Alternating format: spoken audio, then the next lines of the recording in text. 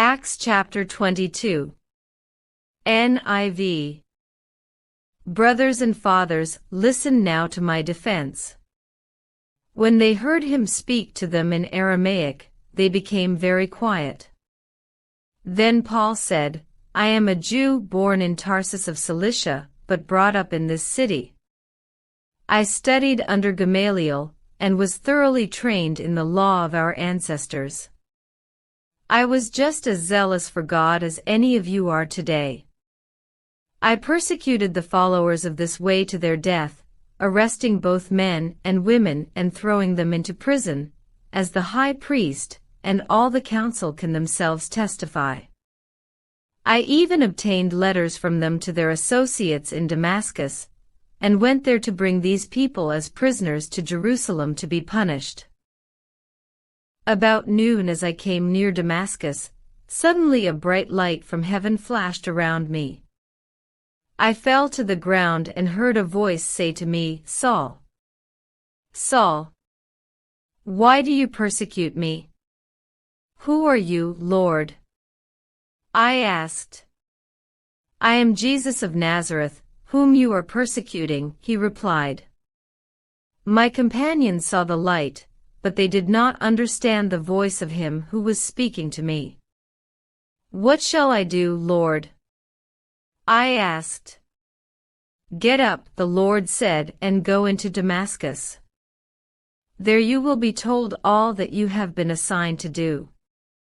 My companions led me by the hand into Damascus, because the brilliance of the light had blinded me. A man named Ananias came to see me. He was a devout observer of the law and highly respected by all the Jews living there.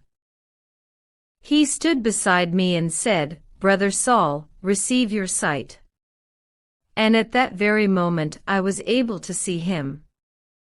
Then he said, The God of our ancestors has chosen you to know his will, and to see the righteous one, and to hear words from his mouth. You will be his witness to all people of what you have seen and heard. And now what are you waiting for? Get up, be baptized and wash your sins away, calling on his name. When I returned to Jerusalem, and was praying at the temple, I fell into a trance and saw the Lord speaking to me. Quick, he said. Leave Jerusalem immediately, because the people here will not accept your testimony about me. Lord, I replied, these people know that I went from one synagogue to another to imprison and beat those who believe in you. And when the blood of your martyr Stephen was shed, I stood there giving my approval and guarding the clothes of those who were killing him. Then the Lord said to me, Go, I will send you far away to the Gentiles. Paul the Roman citizen. The crowd listened to Paul until he said this. Then they raised their voices and shouted, Rid the earth of him. He's not fit to live. As they were shouting and throwing off their cloaks and flinging dust into the air, the commander ordered that Paul be taken into the barracks. He directed that he be flogged and interrogated in order to find out why the people were shouting at him like this. As they stretched him out to flog him, Paul said to the centurion standing there, Is it legal for you to flog a Roman citizen who hasn't even been found guilty? When the centurion heard this, he went to the commander and reported it. What are you going to do? He asked. This man is a Roman citizen. The commander went to Paul and asked, Tell me, are you a Roman citizen? Yes, I am, he answered. Then the commander said, I had to pay a lot of money for my citizenship. But I was born a citizen, Paul replied. Those who were about to interrogate him withdrew immediately.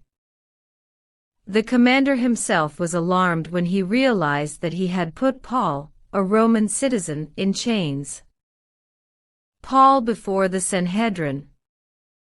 The commander wanted to find out exactly why Paul was being accused by the Jews. So the next day he released him, and ordered the chief priests, and all the members of the Sanhedrin to assemble. Then he brought Paul, and had him stand before them.